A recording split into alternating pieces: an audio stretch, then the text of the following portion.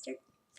Hi guys, it's Sarah from the Lonely Rose 9314, and today I am reviewing Magnus Chase and the Gods of Asgard, The Sword of Summer by RIordan, or RIordan.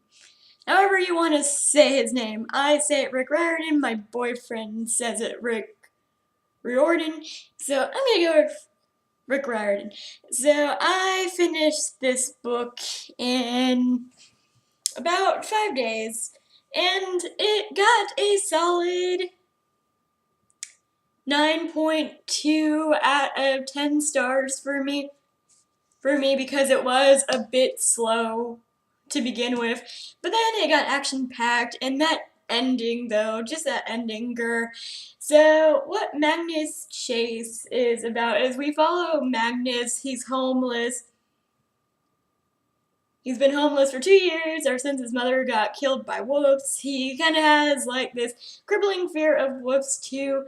He soon dies in the beginning of the book, which isn't really a spoiler, mostly because it says so in the synopsis. So I'm gonna go on with that. So he dies in the beginning of the book. And then he finds out that he's a demigod and the son of Frey. Which isn't, like, in Norse mythology, I don't think he's really, like, super important. So I expected, like, son or the son Loki, or the son of some god, Norse god we actually heard of, but then it was a Frey. So I'm like, whatever. That's cool. So we follow Magnus. He gets sent to not this camp, but this hotel for other demigods of Norse mythology children, and then soon things happen. Forces him to go on the mission to look for the Sword of Summer, and things happen. I can't really state the things, mostly because this is my non-spoiler section. So if you want to know some of those things, stay tuned for the spoiler section of this, and then I'll have some plots on that. Okay, so going to my rating, like I said, 9.2 out of 10 stars. I mostly didn't like how it was lagging in some parts, especially since this is the author of the Percy Jackson series. I have yet to read the Percy Jackson series. I think I would enjoy it a little bit more, mostly because I'm more of a Greek mythology person. So definitely Percy Jackson is going to be my next Rick Riordan book. But I also want to state how gorgeous this cover is, and I really did enjoy reading this, more so towards the halfway point of the book, but still, I like how Rick Riordan pretty much gave us characters that were fully developed. Even his side characters had a lot of oomph to them, and I like it when an author could actually make me care about side characters as much as this book did. So that's why I gave it easily a 9.2 out of 10 stars. If you want to know where this book places in my top 15 of 2015 list, then stick around. I'm doing that video after this video, and I'm excited mostly because I think I made a pretty good list for myself this year, so yay. Okay, so for the non-spoilery people, I would like to say goodbye to you. If you want to be spoiled, stick around for my spoiler review, but if you don't want to be spoiled, click off now. Read this book, I recommend it, it's pretty good, even for someone who doesn't really like Norse mythology, and the only Norse mythology I've ever heard of is Thor, Odin, and Loki. So if you want to read this book, go ahead and read it. It was a good read. He also has series about Greek mythology, which is the Percy Jackson series, and Egyptian mythology, which is the Cain series, I believe, by him. So if you don't want to read Norse mythology, he has 2 other mythology books. I, for one, am probably going to read Percy Jackson after this, mostly because if you're a Percy Jackson fan, you've already read the spin-off series and the regular series, then Annabeth Chase is actually in this one because I believe Magnus is her cousin. So she's not in this one for a particularly long time, but they do have mentions that hints that she's gonna be in the other books, which I'm excited for. I'm definitely gonna pick up second book in this series, and I would suggest read it. Okay, so bye non-spoilery people. Bye. Okay, so back to the spoiler section. As some of you may know, I like to talk about the characters first. I'm going to start off with our main character, which is Magnus. For Magnus, I really loved Magnus. He was funny. There were just some jokes in there that made me laugh out loud. I actually love how Rick threw some humor in this, because there was a lot of bad situations going on in this book, and it's always nice to have light and fluffy humor in a book that's supposed to be so serious, or else it doesn't spark my interest as much. And I love a good snarky character, which Magnus was. So Magnus was a good character. He had a lot of doubts about himself, which is a relatable main character in my eyes. So I love it when the main character is relatable. But now let's get on to one of my favorite characters, which is Samurai, the daughter of Loki. Samurai, I thought she was gonna be evil. I really liked that she wasn't. She was just normal. Maybe she'll turn out evil, who knows. Whatever, but Samurai, I liked her. She was a nice change. I always thought, for whatever reason, Loki had sons. So to see Samurai, I'm like, yay. And how Samurai is a Magnus. I predict that there are going to be a couple in this one, despite her being engaged, but, you know, hopes. OTP, Samurai, and Magnus. Yeah. Blitzen, I loved Blitzen. So humorous. I also loved Herf. They were two very comical reliefs in this one. This one and their stories just touched me a lot. So, yeah. Also, I like that they included actual Norse mythology gods in this one. We got to see Loki, which is the evil person in this one. Loki. I think that's the one thing that actually disappointed me, that Loki was actually the bad guy in this, because Loki is always the bad guy in Norse mythology, and I kind of wanted to see him be a little bit of a good guy in this one, just so we could get like a little twist on the Norse mythology, but whatever. And we also have Freya. I loved Freya. Freya is gotta be one of my favorite Norse mythology people in this book. We also had Thor, which Thor was really funny in this book. He kind of reminded me a little bit of an airhead, though. Not as smart as Chris Hemsworth's character Thor, but you know, whatever. It amused me that he actually watched American television or British television. It was funny because he mentioned Sherlock and Game of Thrones and how he was behind on Sherlock, and I'm just thinking, he might not be that behind on Sherlock. I mean, seeing as how Sherlock fans wait like forever to get one season out, but who knows what season he is in Sherlock. And it was funny because he's all at the end scene with the goat. I have more pressing details to do than go to some island with you, Magnus. Yeah, he has to watch Game of Thrones. And I'm like, I would definitely give up a life or death situation to watch Game of Thrones. Why be in a life or death situation when you could just watch Game of Thrones? So that was funny. Frey is in this book. It's very short, but he is in this book, and I liked him. Odin is also in this book at the very ending. He was just an honorable mention at the ending, but I liked how he stood up for the four.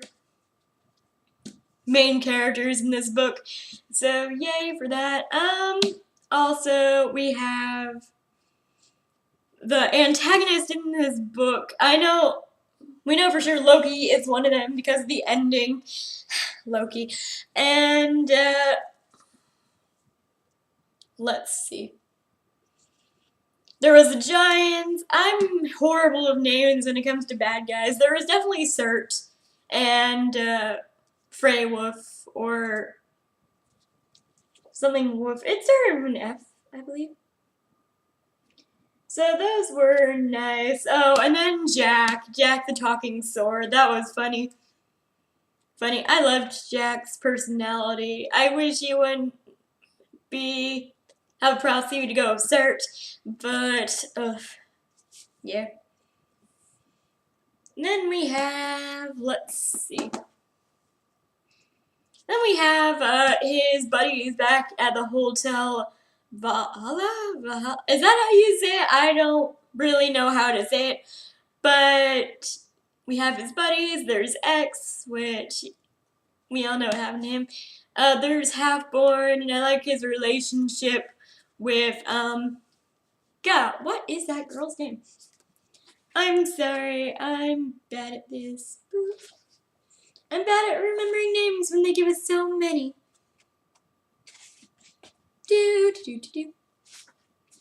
Oh yeah, how could I forget about her? Like, and then we have, oh, Fenris. Fenris is the wolf in this one. Fenris was kind of annoying at most parts, but he's a bad guy, so I assume that. Mallory and Half-Born were fun. I love TJ though. TJ is my favorite on the.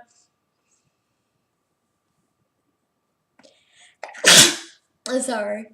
So TJ was my favorite out of all the demigods.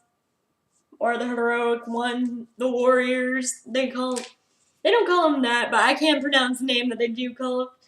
And then how could I forget about daughter of Thor, Gunilla? I was kind of sad that she died, but she wasn't like one of the main ones I was really concerned about dying. So her death kind of like, not really emotionally impactful, but I did feel something about her death. So that, and then in the end, whenever we find out Randolph, who is Magnus's uncle, is working with Loki, and we learn in the book that Thor is missing his hammer, and it turns out that Randolph has it at the end, and he's been working with Loki this whole time. And Loki now has a hammer of Thor, so I'm just like, oh my god, Loki has a hammer of Thor. He's not really, equipped to handle it, but someone say Mjolnir. That's a sword's name, right, Mjolnir? I believe so. I think that's the one thing I picked up from the movie. That's the sword is Mjolnir. Yeah, I'm sorry if I'm forgetting any character. There is, Annabeth, but she's only a short part of this book. And even from the movies, because I did watch the Percy Jackson movies, and I know it's not as good as the book, I'm sorry. But I did like Annabeth in the movies, so reading her from the book was really refreshing. I didn't know she was a blonde in the book, but, it happens. So, okay, so that was that for that. What I didn't like about the book, I didn't like that it lagged somewhere in between the hotel and actually getting there. I actually kind of wanted it to wrap up a little bit faster. I know it has to explain things. The world building, for me, I wish. I don't really know much about Norse mythology, and it was good for middle grade book. I guess the language of it, I had to get used to because I'm not used to middle grade. So I'm like, pretty good still. I didn't really hate anything. I hated that it wasn't really. It's original. Don't get me wrong. It really is original. RIordan is good original. I just wish that Loki hadn't really been the villain in this one. As well, because when you have too many villains, it kind of gets a little bit crowded and it's not as fun. Like Loki, Loki is always a villain, and I know Loki is supposed to be a villain in Norse mythology, but I kind of wanted him to be not a villain, if that makes sense. I wanted him to be a little bit, diverse in the story, and he really wasn't that. So I think that's the only complaint I have, that Loki was a villain. I kind of want Loki not to be the villain for once, because Loki is one of my favorite Thor characters. So, things I liked about this book. I love the stories. I love how the characters, you actually know who they are. They have different qualities about them. I love the world building in this one. Also, I liked how I learned a lot about Norse mythology while reading this. I didn't know half the stuff going into it, even though I'm more of a Greek mythology person. So, Percy Jackson's definitely up my hill when it comes to RIordan books. I loved Jack, and I loved Samurai. I loved the humor in this book and the sadness in this book. Like, this book wrapped up pretty nicely, and that's why it got the position it did in my top 15 of 2015 video. Stick around for that if you want to see it. But yeah, I liked a lot about this book. I liked Loki, despite him being evil. Yeah, I liked how Samurai / Sam, if you want to call her Sam. Sam wasn't evil because I expected Rick to make her evil, but good news, she wasn't. And I liked how they all got a good ending, even though the epilogue says that there's going to be another book, and the next book is Magnus Chase and the Gods of Asgard, the Hammer of Thor, I believe it's called.